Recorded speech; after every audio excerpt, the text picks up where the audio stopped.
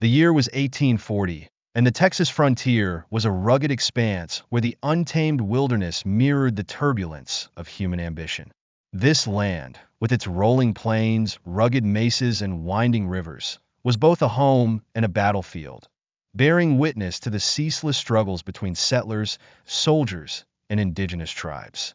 Central to this conflict were the Comanche, a formidable people whose unparalleled mastery of horsemanship and warfare had established them as the dominant power of the southern plains. For the settlers striving to build a life in this perilous frontier, survival demanded more than mere labor. It required constant vigilance, unyielding courage, and an intimate knowledge of an unforgiving environment that could turn treacherous without warning.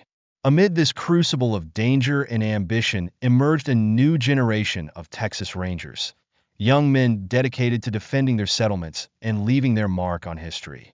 Among them was William Alexander Anderson Wallace, famously known as Bigfoot Wallace. At just 23 years old, Wallace sought to prove himself, his resolve steeled by the sting of a previous defeat at the hands of the Comanche. His journey of redemption would intertwine with that of Jeff Turner, a mountain man shaped by personal loss and an unrelenting drive for justice. The Zumwalt Settlement in South Texas epitomized the vulnerabilities of frontier life. Isolated and exposed, it relied entirely on the fortitude of its residents. Settling in such a precarious region was both an act of immense bravery and a gamble with fate. The settlement was a patchwork of wooden cabins, primitive fences, and a few modest fields struggling to yield crops against a harsh climate. To the settlers, the land represented both promise and peril. Its fertile soil held the hope of abundant harvests, but its proximity to Comanche territory meant that every tilled field and every raised cabin was an act of defiance. Raids were a constant specter in the lives of the settlers, whose days were marked by a fragile balance between hope and fear. This precarious existence was disrupted further when a group of young Texas Rangers arrived at the settlement, burdened by the humiliation of having lost their horses to a Comanche raiding party. Without their mounts, the Rangers were rendered ineffective and, in the settlers' eyes, little more than a liability. The settlers' stoic disappointment was a silent but cutting rebuke, underscoring the urgency of the situation. For the Rangers, this was not merely a matter of pride. It was a call to restore their honor and prove their worth in a land where failure could mean death. The Comanche, undisputed masters of the plains, were a people whose existence was inseparably tied to the land they ruled. Their exceptional horsemanship, strategic acumen, and ability to adapt to their environment made them one of the most formidable indigenous groups in North America. Yet, they were not merely warriors. The Comanche's way of life reflected a deep connection to their territory, one that was both spiritual and practical. Understanding the gravity of the Rangers' mission required recognizing the Comanche not as mere adversaries, but as a sovereign people fiercely protecting their way of life against relentless encroachment. The Comanche were far more than warriors. They were tacticians, diplomats, traders, and stewards of a rich cultural tradition that placed immense value on freedom and mobility. Their ascendancy as a dominant force on the southern plains was driven by two pivotal innovations: the horse and the firearm. By the late 17th century, the Comanche had not only mastered horsemanship, becoming some of the finest mounted warriors in history, but had also integrated firearms into their arsenal. These weapons were acquired through trade networks with European settlers and other tribes, marking a significant turning point in their transformation from a relatively small group of hunter-gatherers into a formidable power. Yet, the Comanche's rise to dominance was not rooted solely in their martial prowess. Their society thrived on adaptability and resilience, enabling them to navigate the volatile dynamics of the frontier. Skilled negotiators, they formed alliances with some tribes even as they clashed violently with others. The Comanche controlled key trade routes across the plains, positioning themselves as intermediaries between indigenous groups and European settlers. This role allowed them to exchange goods, information, and technology, further consolidating their influence. Their raids, though often brutal and devastating, were calculated and strategic. These incursions were essential for securing horses, captives, and other resources vital to their survival and prosperity. To settlers and soldiers, the Comanche represented a nearly mythical adversary. Tales of their exploits, often sensationalized, portrayed them as both invincible warriors and merciless raiders. This duality of awe and fear not only fueled the determination of groups like the Texas Rangers, but also highlighted the psychological toll of living under the constant threat of their presence. The man behind the scalps, Jeff Turner, was one of many whose life had been shattered by the violence of the frontier.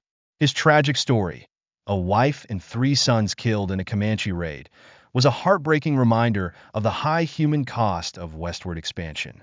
But what set Turner apart was his response to this devastation. While many in similar circumstances succumbed to despair or sought refuge in safer territories, Turner embarked on a path of unrelenting vengeance. His determination to confront those he held responsible became the defining force of his life. For Turner, the violence of the frontier was not merely an external reality. It had become deeply personal. This transformation mirrored the broader dynamics of the Texas frontier, where personal vendettas and collective conflicts often intertwined, driving individuals and communities alike into cycles of retaliation and resistance. His story, like the Comanches, was emblematic of the broader struggle for survival, identity, and dominance that defined this volatile era in American history. To the Rangers, Jeff Turner was both a source of admiration and unease. His weathered appearance, outdated weaponry, and taciturn demeanor marked him as an outsider, a man who seemed to exist on the periphery of civilization. Yet it was his eyes that left the deepest impression, piercing and unyielding. They carried the weight of a man shaped by profound loss. Turner's quest for vengeance transcended personal retribution. It had become an existential crusade. Each scalp he claimed was not merely a trophy, but a defiant statement against a world that had stripped him of everything he held dear. However, there was a tragic undertone to Turner's relentless pursuit. His life had become a cycle of violence, each act of revenge perpetuating the bloodshed he sought to overcome. The Rangers, while benefiting from Turner's intimate knowledge of the land and the Comanche, often found his single-minded focus on vengeance unsettling. His methods, while effective, raised difficult questions about the morality of frontier justice and the steep price of pursuing it.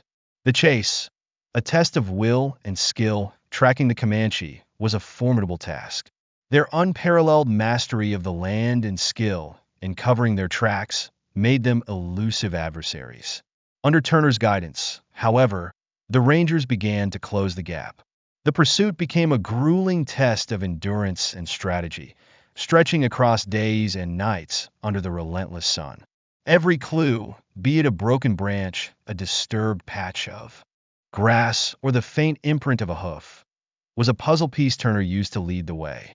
For the young Rangers, the chase was a humbling experience, exposing their inexperience and the harsh realities of frontier life. Turner, moving with an efficiency born of years in the wilderness, demonstrated the skills necessary to survive in this unforgiving terrain. As the group pressed on, the stakes grew increasingly clear. Even a small Comanche raiding party was a force to be reckoned with, and the Rangers knew that a single misstep could turn their pursuit into a deadly ambush. The journey was a lesson in patience, discipline, and the fine line between courage and recklessness. The battle, chaos and carnage. When the Rangers finally caught up to the Comanche, the confrontation was swift and brutal. The ambush, meticulously orchestrated under Turner's direction, gave the Rangers an initial advantage. However, the Comanche, true to their reputation, responded with unrelenting ferocity. The battle devolved into chaos, a whirlwind of gunfire, arrows, and hand-to-hand combat. For Wallace and the young Rangers, this was a baptism by fire. The romanticized notions of heroism they had carried into the frontier were obliterated by the reality of war. Each Ranger was forced to confront their fears and limitations, their survival dependent on their ability to adapt to the chaos around them. Turner, meanwhile, was a force of nature.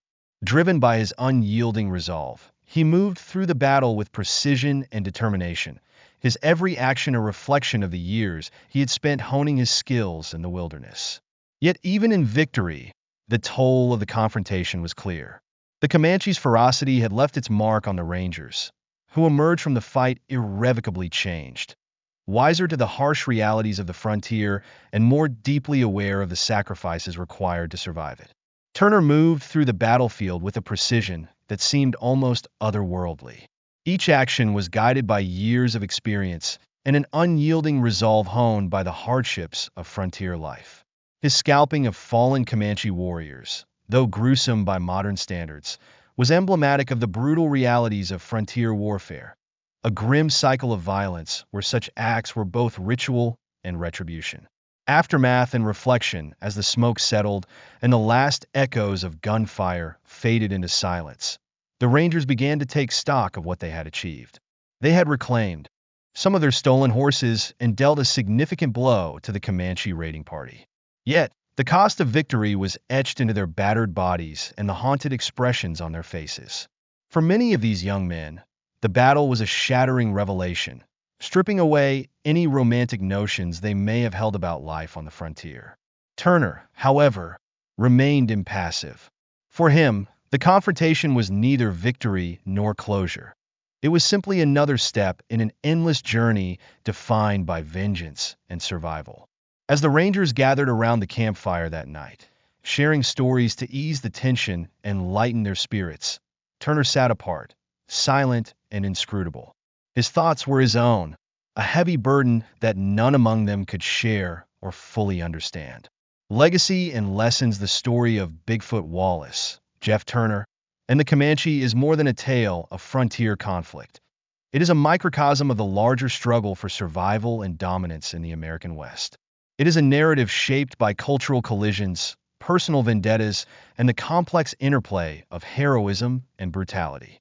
For Wallace, the encounter with Turner and the Comanche was a pivotal moment, a trial by fire that deepened his understanding of the unforgiving realities of the frontier.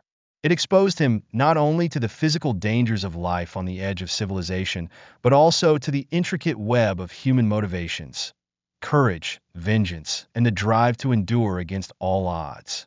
For Turner, it was another chapter in a life defined by loss and retribution. His relentless pursuit of vengeance, though steeped in violence, carried an undeniable weight of humanity, a reflection of a man grappling with profound grief and a desperate need to impose meaning on his suffering. In the end, their story serves as a powerful reminder that history is not merely a series of isolated events, but a rich tapestry woven from individual lives. Each thread is imbued with courage, tragedy, and the indomitable spirit of those who came before us, shaping the world we know today.